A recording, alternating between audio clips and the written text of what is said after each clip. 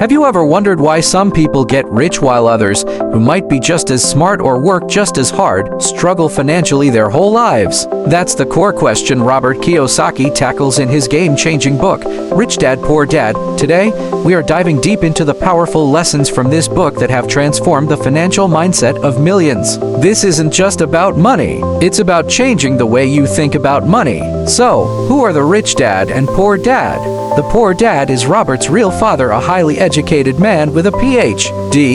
who held a secure government job. He believed in the traditional path: get good grades, go to a good college, find a safe job, and work your way up the corporate ladder. His mantra was, "I can't afford it." Sound familiar? This is the mindset most of us are taught in school and at home. On the other hand, the rich dad was his best friend's father. He was a high school dropout who became one of the wealthiest men in Hawaii. He had a completely different philosophy about money. His mantra was, "How can I afford it?" This simple shift in language opens up a world of possibilities. Instead of shutting down the conversation, it forces your brain to find solutions. The first major lesson from Rich Dad is that the rich don't work for money. They make money work for them. Poor Dad worked tirelessly for his paycheck, but no matter how much he earned, he was always trapped in what Kiyosaki calls the rat race.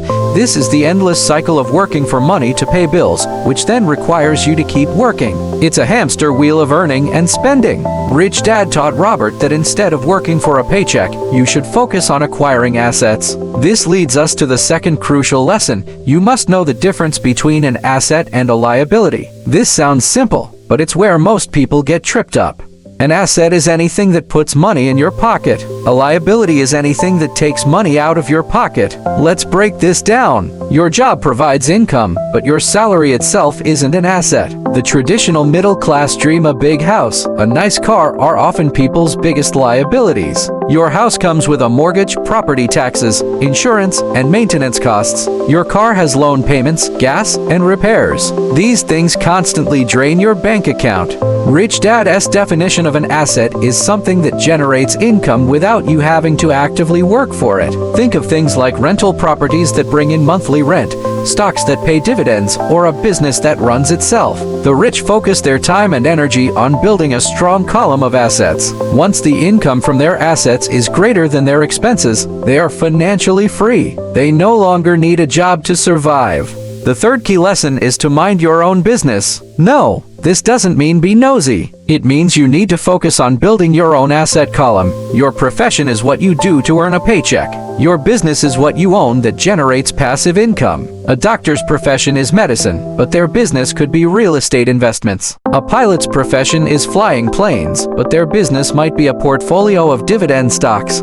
Your job pays the bills while you build your business on the side. Don't confuse your profession with your business. This brings us to the fourth lesson: the history of taxes and the power of corporations. Kiyosaki explains that originally, taxes were levied only on the rich, but the government's appetite for money grew, and soon, taxes were extended to the middle and lower classes. The rich, however, found legal ways to minimize their tax burden. How? Through corporations. A corporation is a legal entity that allows the rich to play the game of money by a different set of rules. While an individual earns money, pays taxes on it, and then spends what's left, a corporation can earn money, spend everything it can on pre-tax expenses, and then pay taxes on whatever is left over. This is a huge advantage. By understanding the tax code, the rich use corporations to legally protect their wealth and pay less in taxes. This is a form of financial literacy that isn't taught in schools.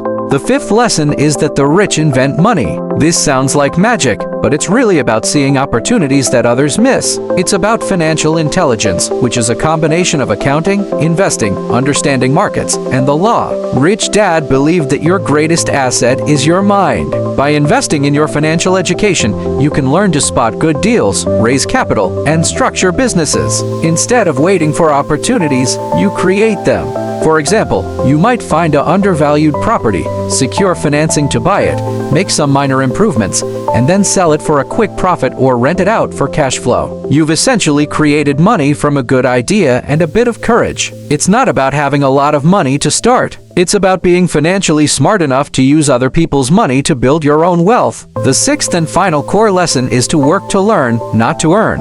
Poor Dad advised Robert to find a job with good pay and benefits. Rich Dad, however, advised him to take jobs for the skills he could learn, even if the pay was lower. He encouraged Robert to work in sales to overcome his fear of rejection, to work in different parts of a business to understand how all the pieces fit together. The skills you acquire like sales, marketing, communication, negotiation, and leadership are far more valuable in the long run than a slightly higher salary today.